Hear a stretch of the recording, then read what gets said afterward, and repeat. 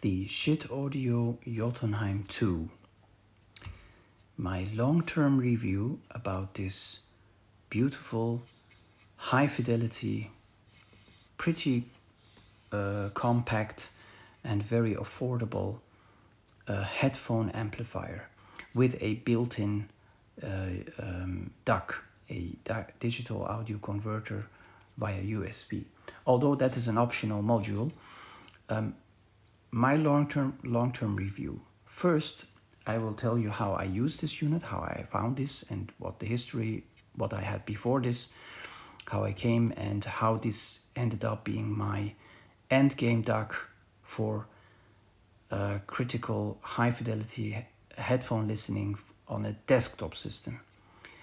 I don't use the internal USB DAC.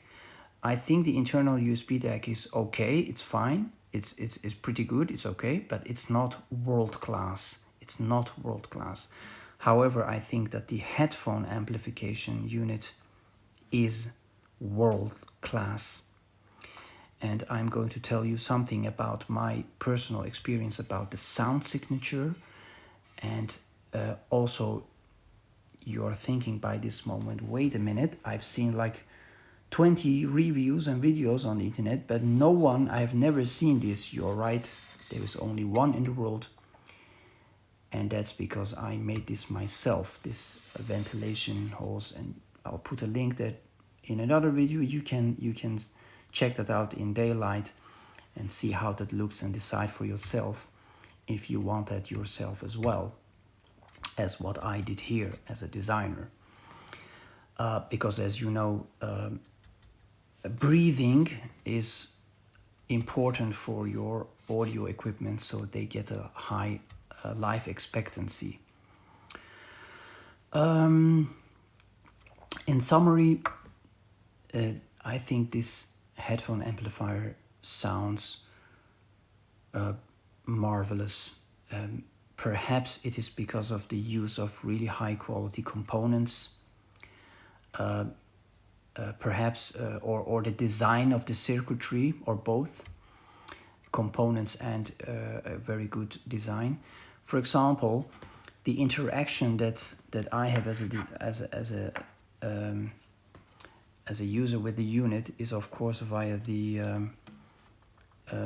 volume pot, and this is a Japanese Alps, a very large volume potentiometer.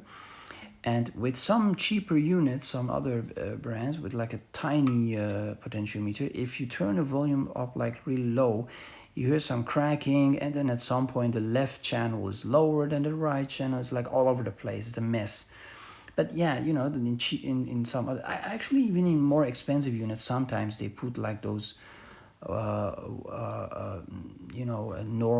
potentiometers. But the components here are really world class. And if I turn the music very low, left and right channel are spot on. Everything is really precise, and you can control it really precisely, and feels gorgeous.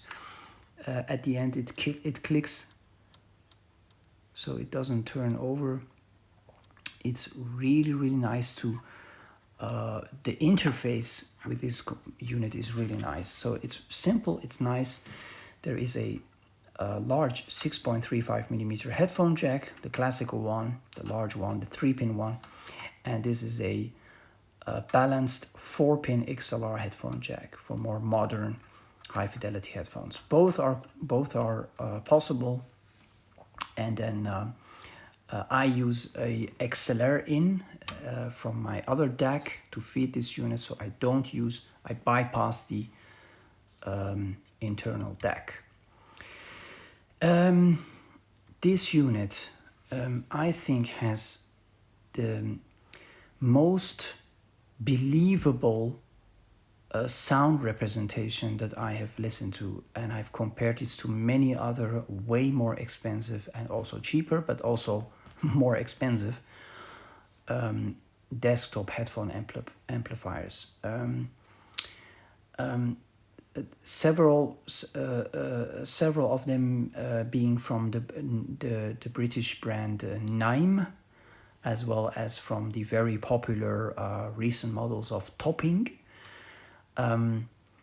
I found the general sound signature of the Topping devices, even though those are very modern and densely built, and I get that they are small and heavy and they're nicely built with a beautiful OLED display, but overall the digital the digitalness in the sound, I just get much more fatiguing in my ears, and I after a few minutes I get it, and I just want to stop the music and go to sleep because I've had enough. And thank you very much, Chinese designers, and I love you, but now I have to sleep because thank you very much and bye. And take my money and I have your unit, and yeah, it's all crisp and very high fidelity. Okay, thank you, bye. And now I have to go to sleep because I have my I've pain in my ears, and it's enough for tonight.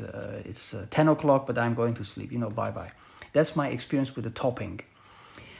And then the NAIM experience is like more lush and more relaxing. A glass of wine. Oh, okay, nice. All beautifully built, and it's like very minimalistic, and nothing is extra. Everything, every component is there, and the musicality, the three-dimensional, and it's like fun and nice. Okay, go ahead, pour me another glass of wine.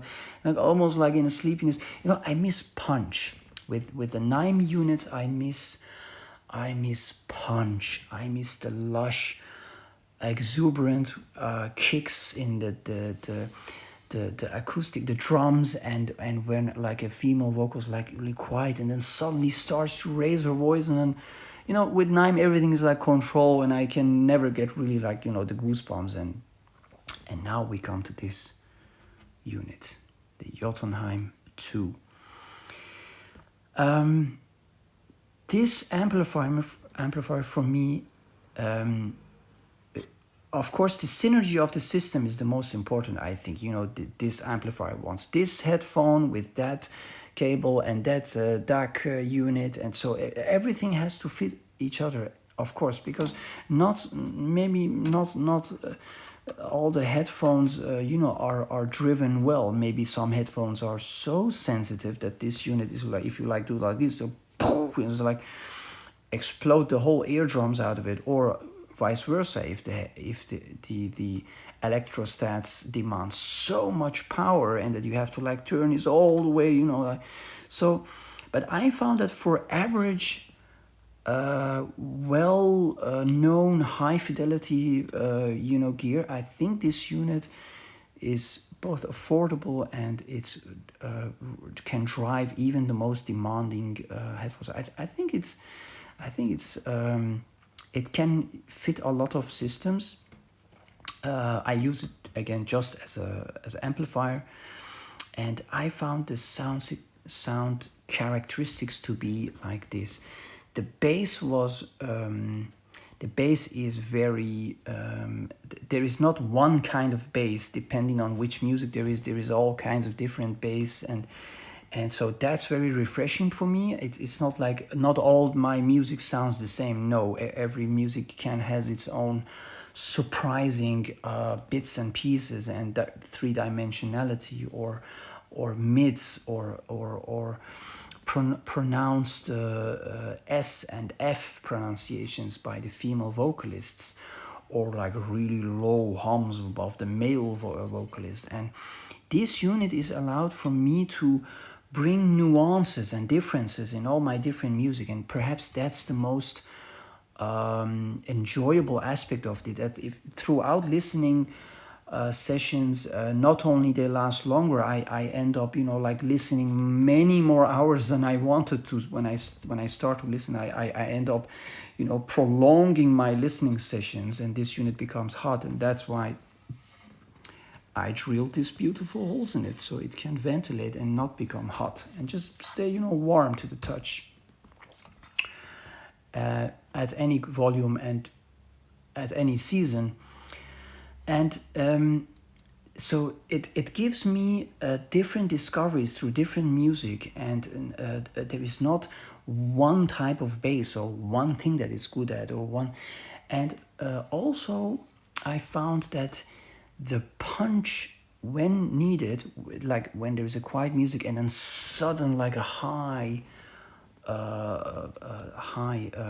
velocity in the high dynamic range, it delivers without distortion, and that is new. In the past, when there was like a huge rise and there was always like some distortion in that like high peak, there was like oh, and then oh yeah, that didn't feel believable at all. That was not how it was recorded. No chance.